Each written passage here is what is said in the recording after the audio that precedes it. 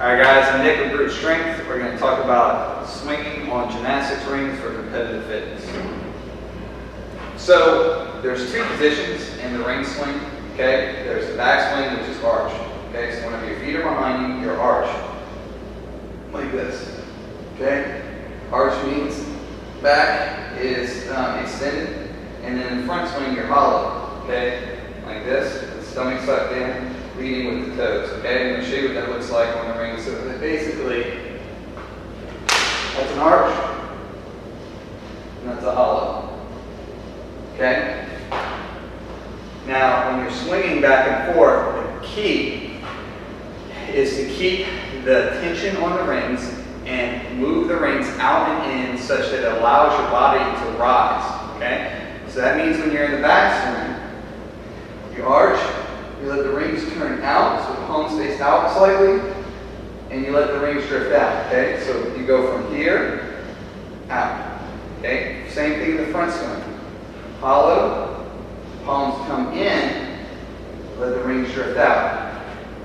Here, okay? Now, what happens whenever the rings drift out is that allows your body to rise more, okay? And it also allows you to swing back and forth without ending up with the translational swinging of the rings, meaning the rings swing back and forth and you get off rhythm, okay? So when you start swinging, the key is to only swing as high as you can go with good form, okay? So start off with what I like to call 1/4 swings. So arch, hollow, arch, hollow, arch, hollow. Okay? Just like that. Notice that I'm getting that action with my wrist in the rings even on those small swings. The most common thing that's going to happen in the back swing is you're going to want to resist, because we're all big, strong fitness people, resist that opening of the shoulder angle, okay, by being active right here. It does you zero good. All that does is it resists your body rising. When your body rises, that allows your center of gravity to come up, which means gravity helps you more whenever you're swinging back down. So you want to let the shoulder angle open, okay? And the other thing that people do is they bend their knees. So the most common thing I see in the back swing is like this.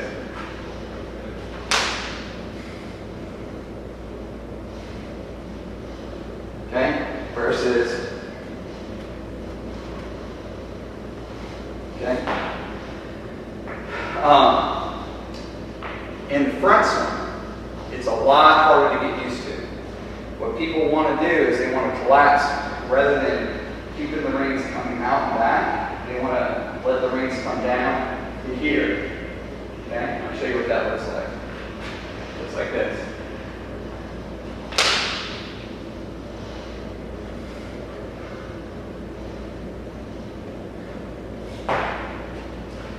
What happens when you do that is all you're doing is you're just rotating.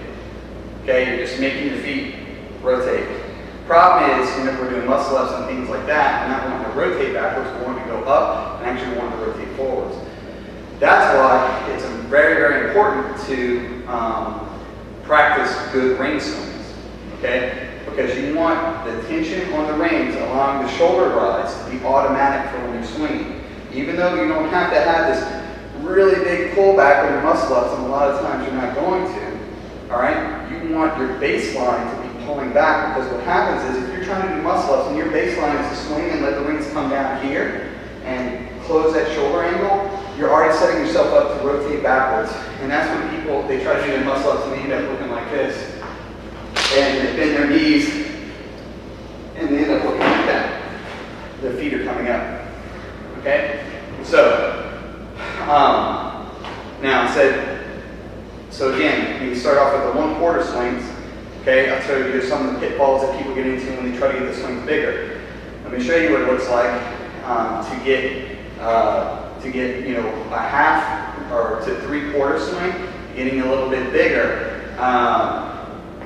with the nice arch and nice hollow, trying to avoid those pitfalls. All right, so here's what that looks like.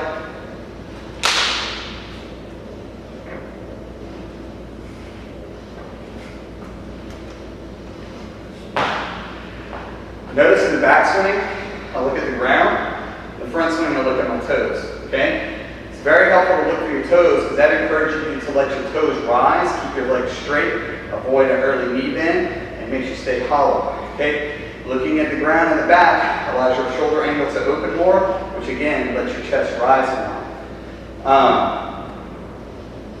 So another thing so we saw, you'll see if you watch that again, or I'll show you some more in a second, I'll keep pulling back on the rings like that. Okay, that's what you want. One problem that people have when they first start getting this is that they're very intentional about yanking back on the rings. I mean, that's better than closing, but let me show you what that looks like.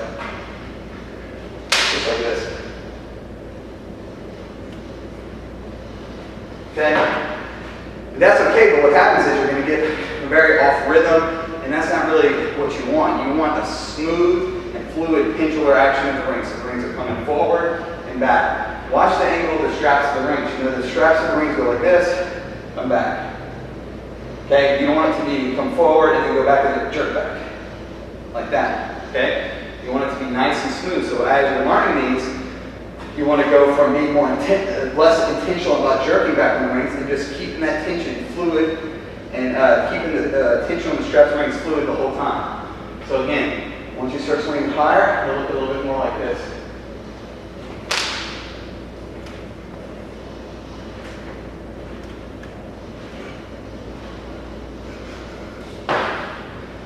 Alright, and you see how high you could really get whenever you swing that way. If I were to do some of those pitfalls that I showed you earlier with either keeping the shoulder angle close to the back, bending the knees, bringing the rings back to here, I cannot swing that high. It just doesn't work.